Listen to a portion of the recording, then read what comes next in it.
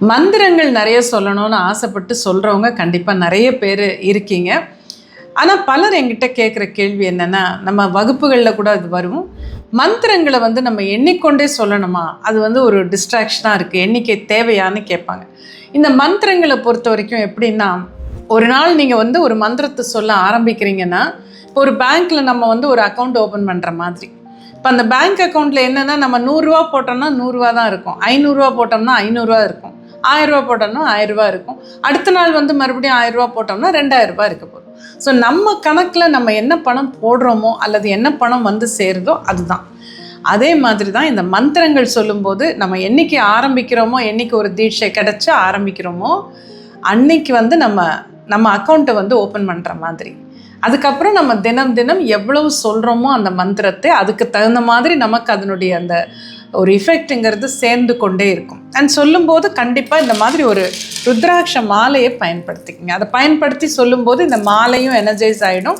இதை நீங்கள் கழுத்தில் போட்டுக்கிட்டாலும் உங்களுக்கும் அந்த எனர்ஜி கிடைக்கும். ஸோ அது ரொம்ப முக்கியம்.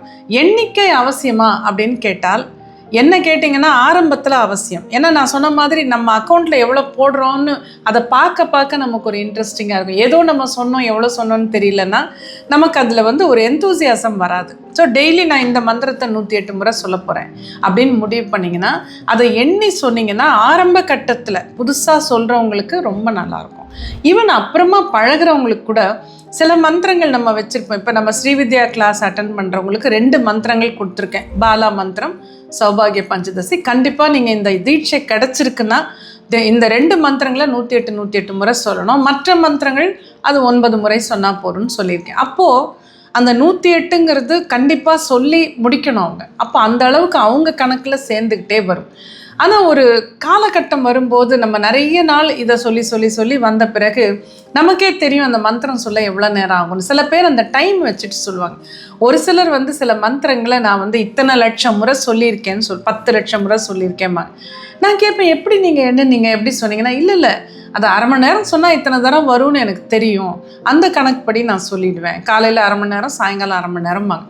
இப்படியும் சில பேர் சொல்கிறது உண்டு. நிறைய ஒரு மந்திரத்தை சொல்லும்போது அந்த மந்திரம் நமக்கு விரைவாக சித்தி ஆகும். அதனால் எண்ணிக்கை ஆரம்பத்தில் கண்டிப்பாக நமக்கு தேவை.